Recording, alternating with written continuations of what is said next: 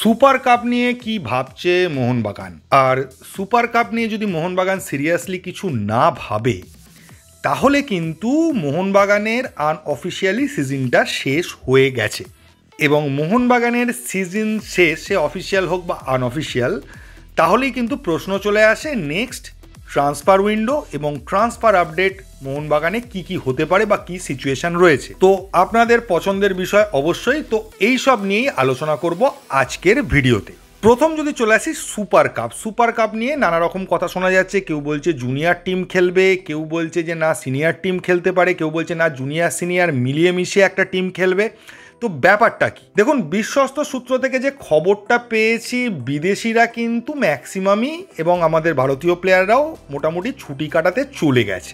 তো আগামী রবিবার মোহনবাগানের প্রথম ম্যাচ, তো সেই ম্যাচটা চার্চিলের সঙ্গে হওয়ার কথা ছিল। এখন শোনা যাচ্ছে যে চার্চিল ব্রাদার্স ওই খেলাটা খেলতে চাইছে না বা চার্চিল ব্রাদার্স সুপার কাপে অংশগ্রহণই করতে চাইছে না। কারণ কি? কারণ এটাই যে লটারির মাধ্যমে যে ডিসিশনটা হয়েছিল যে মোহনবাগান, গোয়া এবং বেঙ্গালুরুর সঙ্গে কোন কোন আই লিগের টিম খেলবে, সেই লটারিতে নাকি কোনো রকম স্বচ্ছতা ছিল না, বা তারা আগে থেকেই ঠিক করে রেখেছিল যে মোহনবাগানের সঙ্গে চার্চিলকে খেলাবে বা বাকিদের সঙ্গে বাকিদের খেলাবে। এটা মোটামুটি তারা নাকি ঠিক করে রেখেছিল, এরকম একটা দাবি চার্চিলের রয়েছে। তাই লটারিটা ফেয়ারভাবে হয়নি এবং এই কারণবশত চার্চিল সুপার কাপে অংশগ্রহণ করবে না বলে জানিয়েছে। আর সেটা যদি হয়, আলটিমেটলি এখনও চেষ্টা চলছে, কথাবার্তা চলছে, যদি আলটিমেটলি সেটা হয় তাহলে মোহনবাগান কিন্তু ফার্স্ট ম্যাচটা ওয়াক ওভার বা বাই পেয়ে যাবে, একদম পরবর্তী ম্যাচে বা কোয়ার্টার ফাইনালে নামবে। তো স্বাভাবিকভাবেই মোহনবাগানের ম্যাক্সিমাম মেন প্লেয়াররা যদি ছুটি কাটাতে যায় আর সামনের রোববার যদি মোহনবাগানের প্রথম খেলাটা থাকতো, তাহলে তাদের পক্ষে ছুটি কাটিয়ে এসে সঙ্গে সঙ্গে ম্যাচ খেলাটা পসিবল ছিল না। তো মোহনবাগান ম্যানেজমেন্টের এরমই প্ল্যানিং ছিল, প্রথম ম্যাচটা যদি হয় তাহলে সেক্ষেত্রে জুনিয়র প্লেয়ার বা যারা আইএসএলে সেইভাবে সুযোগ পায়নি সেই সমস্ত প্লেয়ারদের নিয়েই ফার্স্ট ম্যাচটা খেলবে। বা যেরকম বিদেশিরাও রয়েছে, ধরুন বলতে পারেন নুনো রেজ, সে আইএসএলে খেলেনি, তাকে রেজিস্টার করে খেলানোর ভাবনা চিন্তা, এইসব একটা প্ল্যানিং ছিল।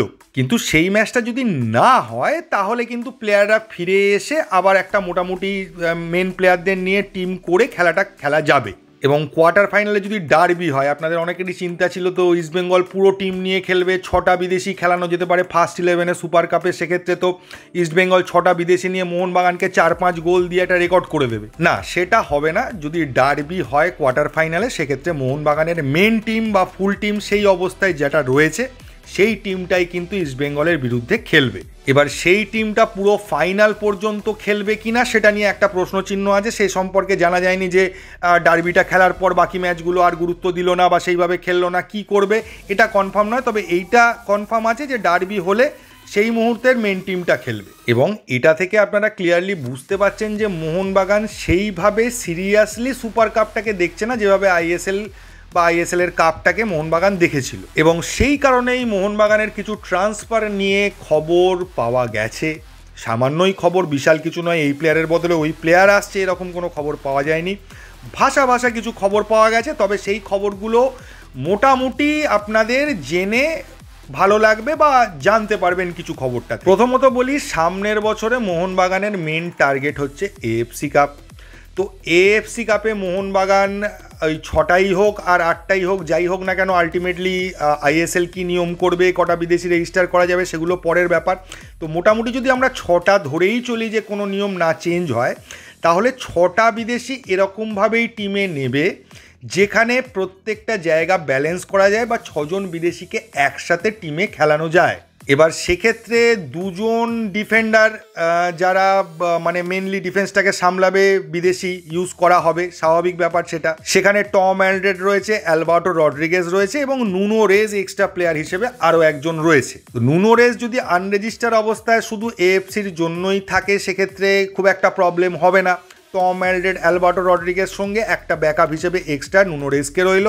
সেক্ষেত্রে 3টে বিদেশি ফরেনারকেও এএফসি কাপে মোহনবাগান ইউজ করতে পারে, কারণ ওখানে মানে ফরেনার ইউজ করার কোনো রকম বিধিনিষেধ নেই। কিন্তু প্রবলেমটা হচ্ছে স্ট্রাইকিং জোনে। স্ট্রাইকিং জোনে ম্যাকলারেন তো রয়েছে, তার সঙ্গে জেসন কামিন্স রয়েছে, দিমিত্রিও কাইন্ড অফ স্ট্রাইকার। 3টে স্ট্রাইকার কখনোই মোহনবাগান এএফসি কাপে ইউজ করবে না ওইভাবে। আবার মিডফিল্ডে গ্রেগ স্টুয়ার্ট থাকুক বা না থাকুক সেটা পরের কথা। গ্রেগ স্টুয়ার্টের যে জায়গাটা বা মিডফিল্ডে একটাই একমাত্র প্লেয়ার রয়েছে গ্রেগ স্টুয়ার্ট। তো তো গ্রেগ স্টুয়ার্ট চলে গেলেও তার বদলে যদি অন্য কোনো প্লেয়ারকে মোহনবাগান নিয়ে আসেও তাহলেও কিন্তু মিডফিল্ডে সেই একটাই প্লেয়ার থেকে যাচ্ছে, এটা এএফসি কাপে চলবে না। তাহলে দুটো স্ট্রাইকার, দুটো মিডফিল্ডার আর দুটো ডিফেন্ডারের একটা 6 জনের ব্যালেন্স টিম হতে পারে। তো এখান থেকে আপনারা খুব ভালোভাবে বুঝতে পারছেন যে 3 জন যে স্ট্রাইকার রয়েছে তাদের মধ্যে কিন্তু একজনের ঘাড়ে কোপ পড়তে চলেছে। এইবার আরও একটা বিষয় আছে, আপনারা গত কয়েক বছর ধরে দেখেছেন যে মোহনবাগান কিন্তু ভালো পারফর্ম করা সত্ত্বেও প্লেয়ারদের আপগ্রেড করে। মানে বলতে পারেন আরমান্দো সাদিকু আগের বছর কিন্তু খুব খারাপ খেলেনি, মোটামুটি একটা, খুব ভালোও বলা চলে না আবার খারাপও বলা চলে না, একটা মোটামুটি পারফরমেন্স করেছিল। কিন্তু আরমান্দো সাদিকুর জায়গায় এলো কে? জেমি ম্যাকলারেন, যে আরমান্দো সাদিকুর থেকেও কয়েক লেভেল উপরে স্ট্রাইকার। এবার মোহনবাগানে যে 3 জন স্ট্রাইকার রয়েছে তাদের মধ্যে এটাও হতে পারে 2 জন থাকবে, একজন চলে যাওয়ার কিন্তু সম্ভাবনা রয়েছে, আমি আপনাদের আগেই বলছি। এবং সেটা 2 জনও হতে পারে যদি মোহনবাগান মনে করে যে একজন স্ট্রাইকারের বদলে আরও বড় লেভেলের একজন স্ট্রাইকারকে নিয়ে আসবে, বা বিশ্বমানের একদম ওয়ার্ল্ড কাপ খেলা শুধু নয়, ওয়ার্ল্ড কাপের একটা ভালো জায়গা পর্যন্ত খেলা একজন স্ট্রাইকারকে আনতে পারে। এবং ম্যাকলারেনের মতো বা জেসন কামিন্সের মতো নয় যে ওই স্ট্রাইকিং জোনে বা বক্সের মধ্যে ঘোরাফেরা করবে, ফক্স ইন দ্য বক্স, সেরকম নয়। কিছুটা রয় কৃষ্ণার মতো যে অপোনেন্টের অ্যাট্যাক পা থেকে বল কেড়ে নিয়ে সেই অ্যাট্যাক থেকেই মানে রিটার্ন অ্যাট্যাক করে স্ন্যাচ করে গোল করে দিয়ে বেরিয়ে আসবে 3-4 জনকে কাটিয়ে, ওই রকম লেভেলের স্ট্রাইকার আনারও প্ল্যানিং থাকতে পারে। এবার ডিফেন্সেরও একটা ব্যাপার আছে, আমরা ধরে নিচ্ছি টম অ্যালড্রেড আর অ্যালবার্টো রড্রিগেজ থাকছে, কিন্তু নুনো রেজ আমি যতদূর খবর পেয়েছি এবং যারা প্র্যাকটিসও দেখেছেন তারা সকলেই বলছেন নুনো রেজ কিন্তু অ্যালবার্টো রড্রিগেজই বলুন বা টম অ্যালড্রেডের বলুন তাদের থেকে 1-2 লেভেলের ওপরের ডিফেন্ডার। বডি ওয়েট কম হতে পারে কিন্তু স্কিলের দিক দিয়ে যদি বিচার করেন তাদের স্কিল কিন্তু তার অনেকটাই হাই। ফলে টম বা অ্যালবার্টোর জায়গায় নুনো কিন্তু টিমে আসতে পারে, এই বিষয়টা একদমই উড়িয়ে দেওয়া যাচ্ছে না। আমি বেশ 1 মাস বা কিছুদিন, ওই 35 দিন 40 দিন আগে একটা ভিডিও দিয়েছিলাম, সেখানে যে লাস্ট ট্রান্সফার আপডেটটা দিয়েছিলাম সেখানে এই কথাটাই বলেছিলাম, মোহনবাগানে একাধিক বিদেশির পরিবর্তন কিন্তু হতে পারে। একজন বিদেশি কে হতে পারে সেটা সম্পর্কে আপনাদের সকলের ধারণা আছে, আমি আলাদা করে বলছি না, কিন্তু আর একজনকে সেটা নিয়ে অবশ্যই প্রশ্ন থাকছে, এবং সেটা যদি 2-এর জায়গায় 3 হয় তাহলে কে কে হতে পারে এটা নিয়ে আরও বড় প্রশ্ন থেকে যাচ্ছে। এবার বিষয়টা হচ্ছে মোহনবাগানে এই মুহূর্তে যে 6 জন প্লেয়ার আছে সকলেই মোহনবাগান সমর্থকদের ভীষণ প্রিয় এবং প্রত্যেকেই স্টার প্লেয়ার। ফলে যে প্লেয়ারই চলে যাক না কেন মোহনবাগান সমর্থকদের কিন্তু একটা দুঃখের জায়গা থাকবে, মনে হবে যে এই প্লেয়ারটা এত ভালো খেললো, আমাদের লিগ শিল্ড দিল, কারণ প্রত্যেকটা প্লেয়ারেরই অল্প হলেও বেশি হলেও অবদান রয়েছে এই লিগ শিল্ড পাওয়া বলুন বা ট্রফি পাওয়া বলুন সবেতেই। তবে মোহনবাগান ম্যানেজমেন্টের যেরকম বলতে পারেন গত কয়েক বছরের মুভমেন্ট সেখান থেকে বোঝাই যাচ্ছে, প্রথমে রয় কৃষ্ণা, তারপর হুগো বুমোস, তারপর জনি কাউকো এবং অ্যান্টোনিও লোপেজ হাবাস যে লিগ শিল্ড জেতালো, তো সবই পরিবর্তন হয়েছে। তো এবছরেও পরিবর্তন যদি এমন কিছু নামের হয় যেটা আমাদের কাছে আনএক্সপেক্টেড, তাহলেও সেটা হতেই পারে। এবং কারণটা আপনাদের আগেই বললাম, খুব পরিষ্কার, কারোর পারফরমেন্স, সে কোন লেভেলের প্লেয়ার, সে আমাদের মোহনবাগান সমর্থকদের কতটা প্রিয় সেই বিষয়টা ম্যাটার করছে না, ম্যাটার করছে এটাই যে এএফসি কাপের জন্য ব্যালেন্সড বিদেশি স্কোয়াড।